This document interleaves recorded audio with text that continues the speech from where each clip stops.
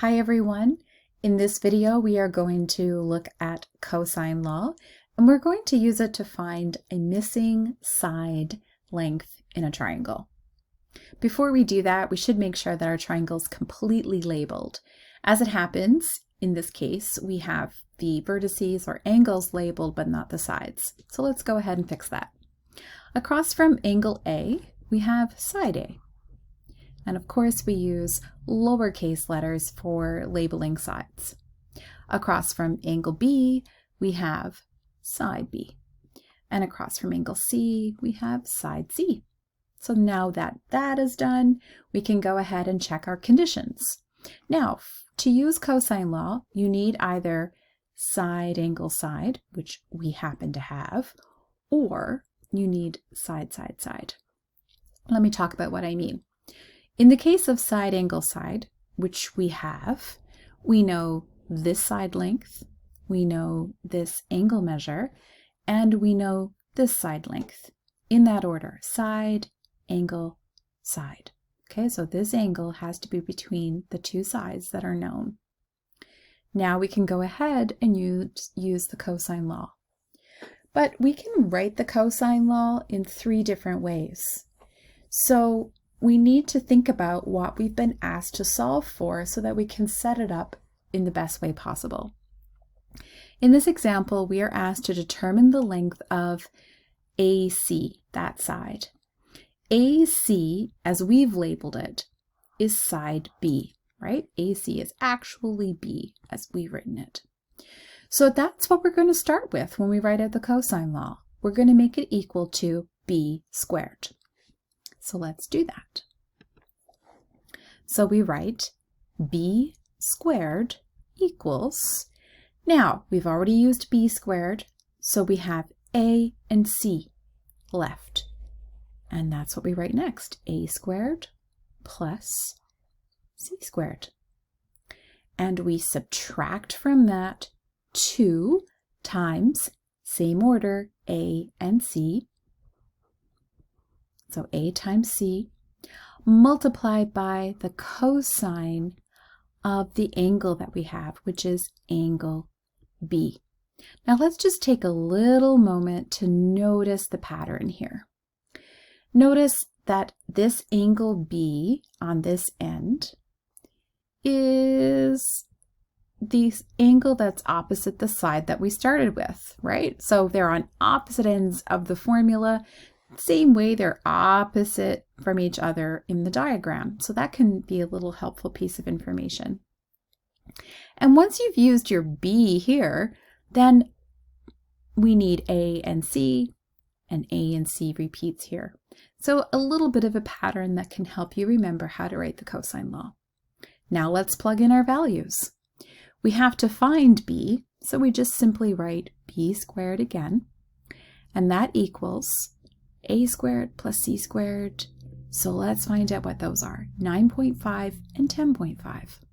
So we write 9.5 squared plus 10.5 squared minus 2 times those side lengths again. So A, which is 9.5, times C, which is 10.5. Great. And of course, we have to then multiply that by cosine of angle B. So cosine, in this case, angle B is 40 degrees. Okay, now you could have gone ahead and put in the value for cosine of 40, but I'm going to save that for another step because I just find it a little easier than having to write the decimal version a couple of times. So now we write B squared equals, now we can kind of do some of these calculations. So if you put 9.5 squared in your calculator, you will find that it equals 90.25. Plus, if you put 10.5 squared into your calculator, you'll find that it equals 110.25. Now here we have to then subtract 2 times 9.5 times 10.5. And that equals 199 6.5, and that's still multiplied by the cosine of 40 degrees. And again, I'm just holding off, I'm plugging in that value so I can keep the question just looking a little more simple, a little easier to write. And we keep going. B squared equals, now here's where you have to be careful. We can easily go ahead and add these two numbers together, no problem.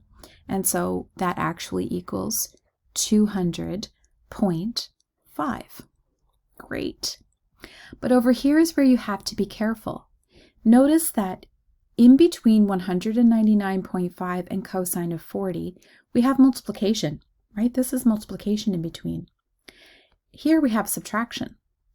If we took this number and just subtracted 199.5, we would be making a mistake because we would be forgetting about the order of operations, which of course we use BEDMAS to help us remember that first we must take care of brackets and exponents, division and multiplication, and then we can do addition or subtraction. So we must take care of our multiplication here before we can do this subtraction. So we just write subtract, and then we multiply 199.5 times the cosine of 40 degrees. And if you punch that into your calculator, you'll find that it equals 152.83. Fantastic, we are almost there. Now you can subtract these two numbers, and you'll find out that it equals 47.67. We're almost there, but not quite. We found what b squared equals, but we need to know the length of that side, not the side squared. Therefore, we are going to take the square root. The square root of b squared is just b, which is what we want. And then we have to find out what is the square root of 47.67. And again, your calculator will tell you that it equals 6.9. And don't forget our units of measure, which we see are centimeters. So 6.9 centimeters is our final answer.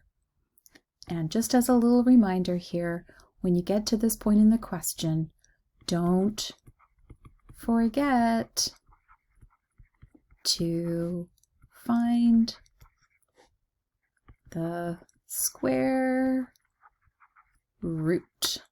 Oops. It's a little hard to write with this pen, but at least you've got the solution.